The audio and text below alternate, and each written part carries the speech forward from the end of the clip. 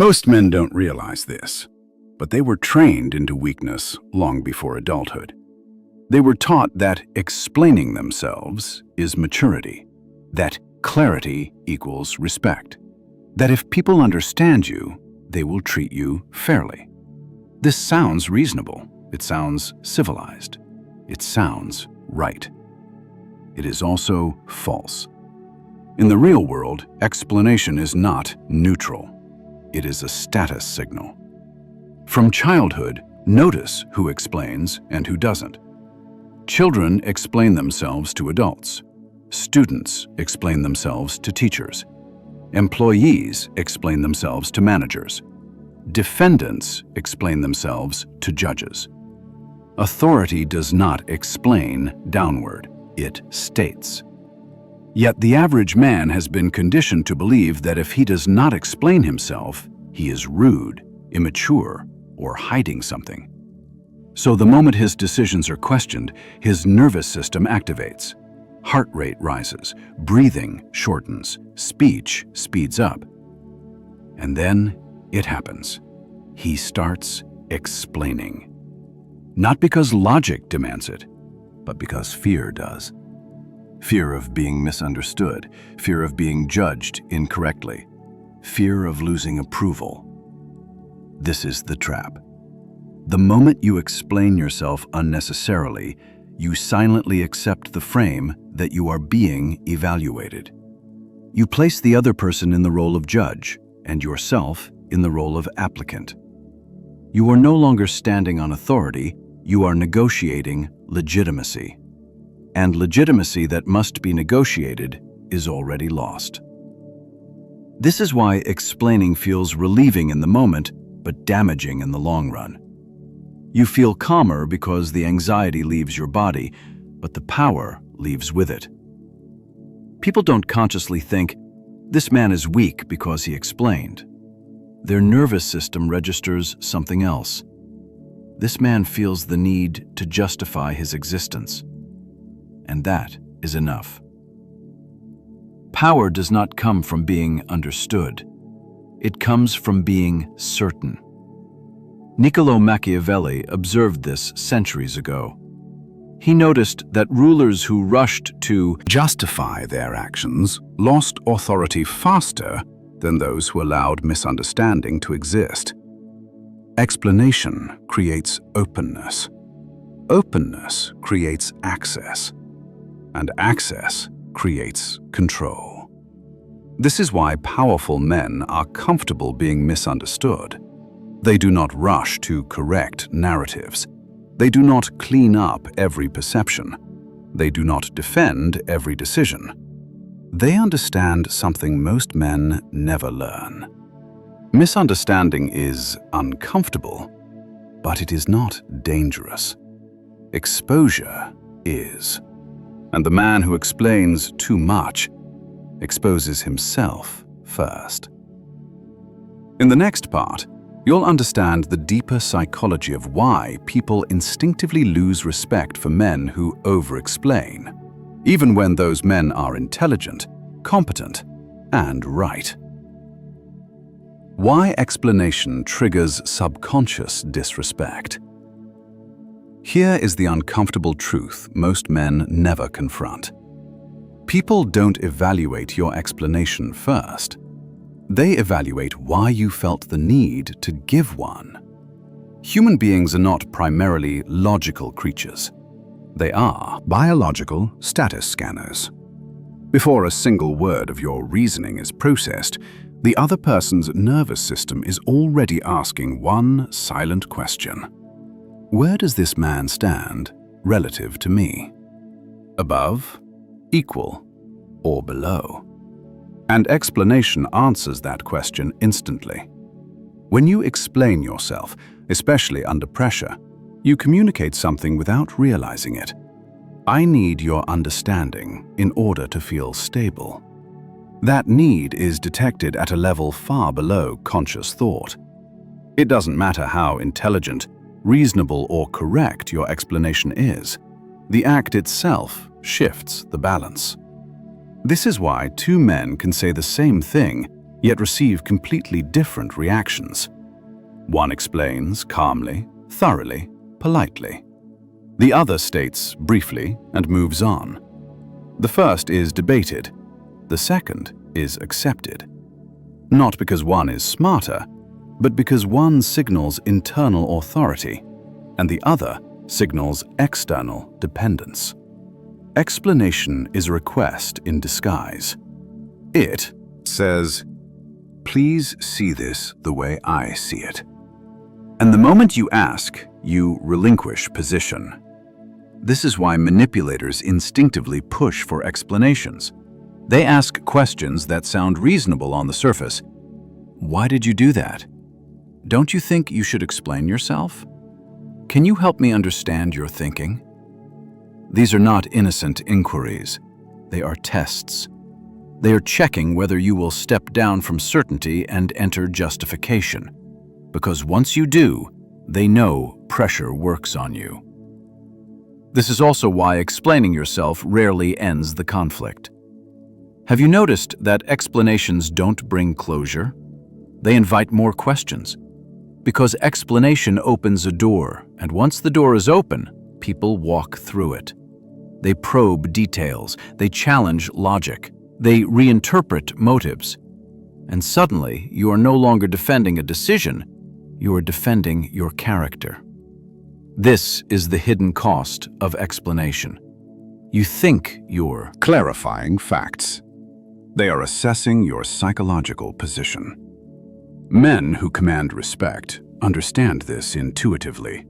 They don't argue reality into place. They allow reality to settle around them. They are not rushed by confusion. They are not disturbed by misinterpretation. They are not threatened by disagreement. Because their authority does not come from consensus. It comes from finality.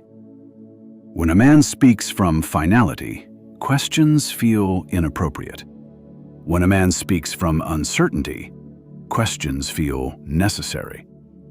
This is why over-explaining trains people to challenge you again and again, not consciously, instinctively. In the next part, you'll see how repeated explanation conditions others to push your boundaries, challenge your decisions, and slowly erode your position, even when they claim to respect you.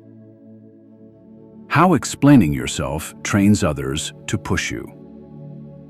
Respect is not usually lost in a dramatic moment. It erodes quietly, interaction by interaction, conversation by conversation, explanation by explanation.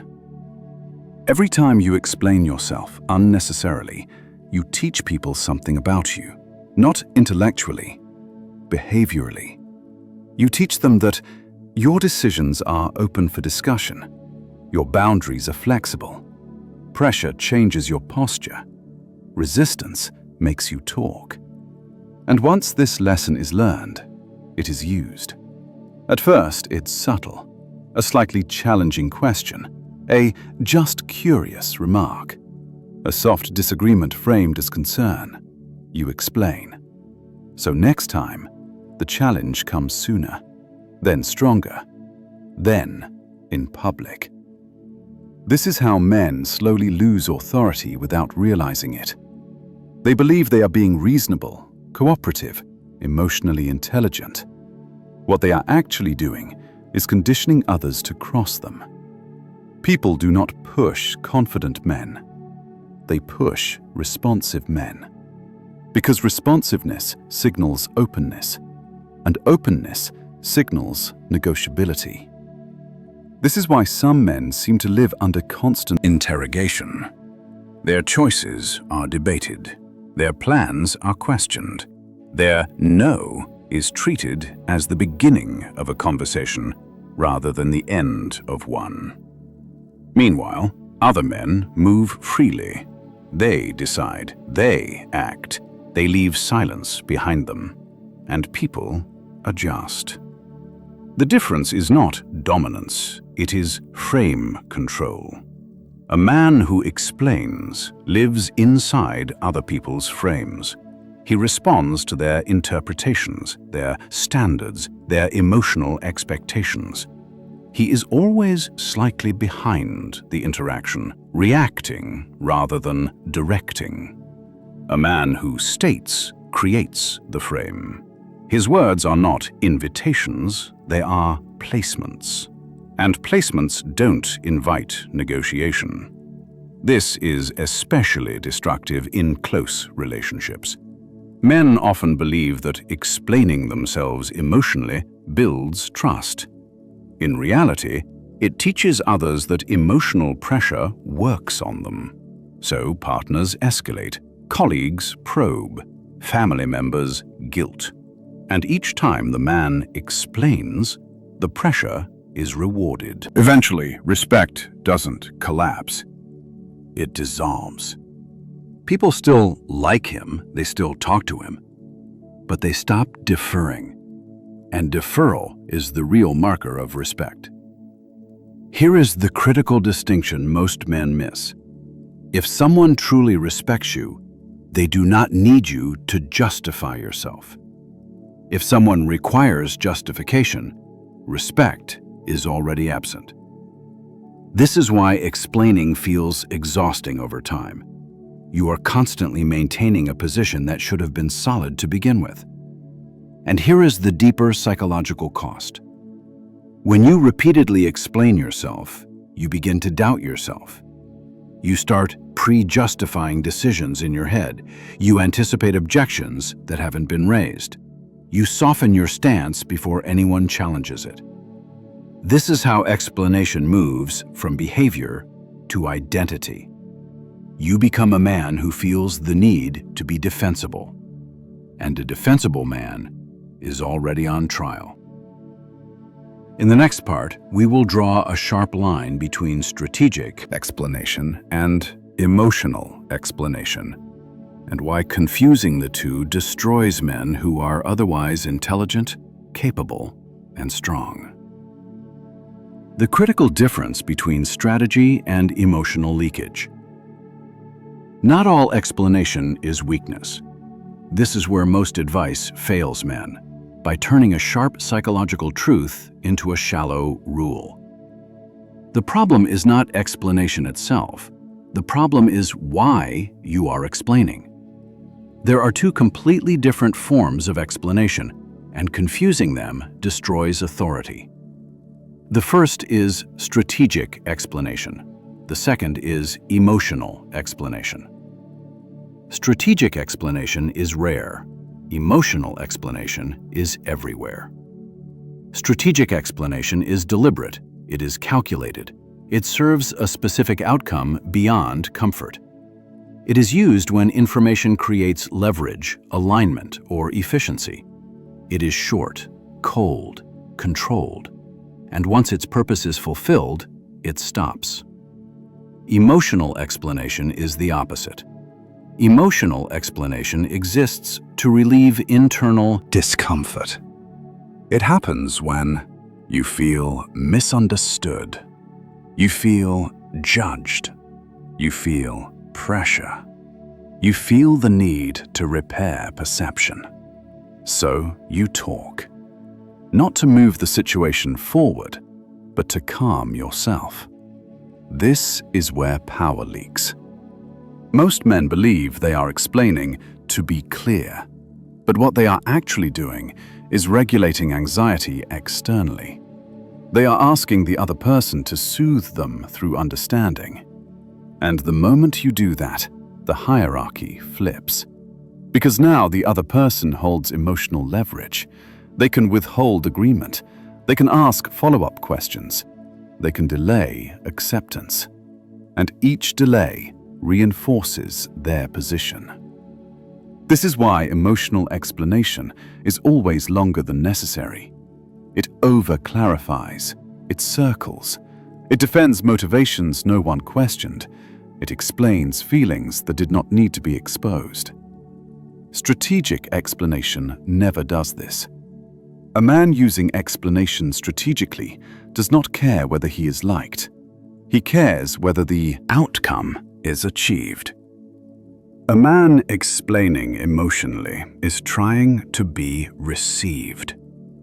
This is why Machiavellian thinkers warned against transparency without purpose. Information is not virtue. Information is currency. You don't spend currency to feel better. You spend it to gain position. High-status men instinctively understand this. They do not explain to repair their image. They do not explain to reduce tension. They do not explain to be seen as reasonable. They explain only when silence costs them more than speech. And even then, they explain with restraint. One sentence instead of 5. One clarification instead of a story. One boundary instead of a defense. This creates a powerful contrast. When you rarely explain, your explanations carry weight. When you explain constantly, your words carry none. The danger is subtle. Emotional explanation feels virtuous. It feels mature. It feels like good communication. But over time, it teaches people that your dignity is negotiable. And dignity that can be negotiated will be tested. In the next part, you'll learn what to do instead of explaining yourself. The specific behaviors that silently reassert authority, shut down challenges, and recalibrate how people treat you without confrontation or aggression. What powerful men do instead of explaining. When most men feel challenged, a reflex activates. They rush to correct the narrative. They believe the threat is misunderstanding, so they attack it with words. But the threat was never misunderstanding. The threat was loss of position. Powerful men respond differently. They do not hurry. They do not over-clarify. They do not emotionally engage with the challenge. They pause. This pause is not empty. It is pressure. Silence forces the burden of movement onto the other person. The one who speaks next is the one adjusting, and adjustment reveals position. This is why silence unnerves people. It removes their leverage. They expected explanation. They received stillness. When you don't explain, 3 things happen simultaneously. First, the frame remains intact. You do not accept the premise that you must justify yourself. Second, the other person must confront uncertainty. They don't know if you agree, disagree, noticed, or dismissed them. Their nervous system searches for cues and finds none. Third, authority recenters around you, not through force, but through refusal to descend.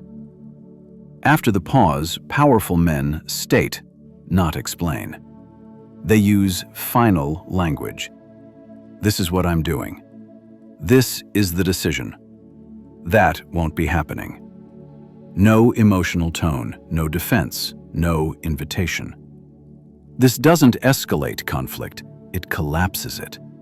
Because arguments require 2 participants. Interrogation requires cooperation. Justification requires consent. And you give none. This is why powerful men appear calm under pressure. It's not because they feel nothing. It's because they understand something fundamental. Engagement is optional. They acknowledge selectively. A nod, a brief response, a neutral recognition. But they do not enter the challenge. This creates a subtle psychological recalibration. People sense that pushing further will cost more than it yields, so they stop. Not because you intimidated them, but because you didn't reward them. Over time, this behavior trains others to approach you differently. They prepare before speaking. They choose words carefully. They hesitate before questioning. This is respect in its purest form. Not admiration, not fear, but restraint. Most men believe respect comes from being persuasive. In reality, it comes from being unmovable. And unmovable men do not explain themselves into place. In the final part, we'll confront the fear that stops most men from adopting this behavior. The fear of being misunderstood, disliked, or judged, and why accepting that fear is the price of real authority. The price of stopping explanation, and why most men can't pay it. When you stop explaining yourself, something uncomfortable happens immediately. People project onto you. They fill the silence with assumptions. They assign motives you never stated. They interpret your restraint as coldness, arrogance, or detachment. This is the moment most men panic. Their instinct screams, "Fix this, clarify, reassure, explain." And this is where nearly everyone fails.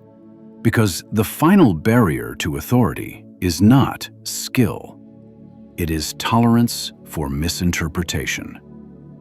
Men who explain themselves constantly are not weak in intellect. They are weak in emotional tolerance. They cannot sit with the discomfort of being misunderstood. They need alignment. They need reassurance that others see them correctly. Powerful men do not. They understand something most men never internalize. Being misunderstood is not dangerous. Being readable is. When you stop explaining, people will test harder at first. They will push, poke, and provoke. Not out of malice, but confusion. You have removed a behavior they relied on to orient themselves around you. But if you hold position, something shifts.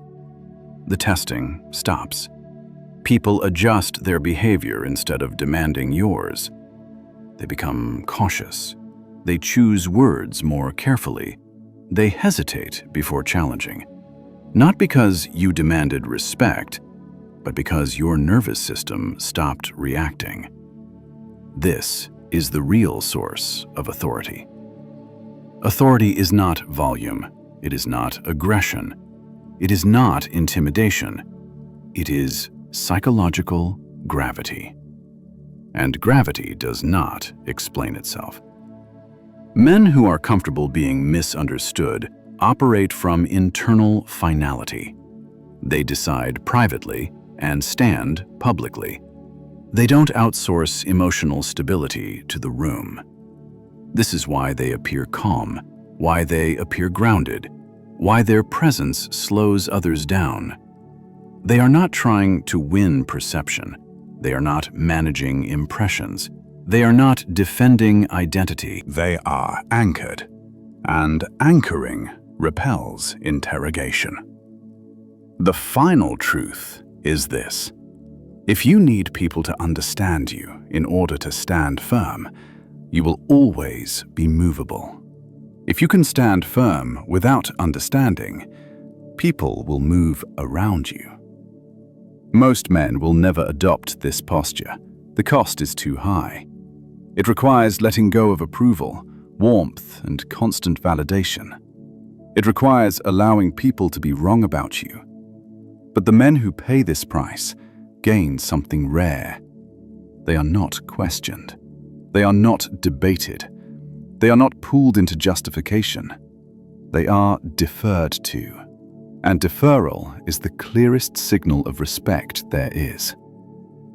This is why explaining yourself is the fastest way to lose respect, and why refusing to do so, calmly and without emotion, is one of the most powerful psychological shifts a man can make.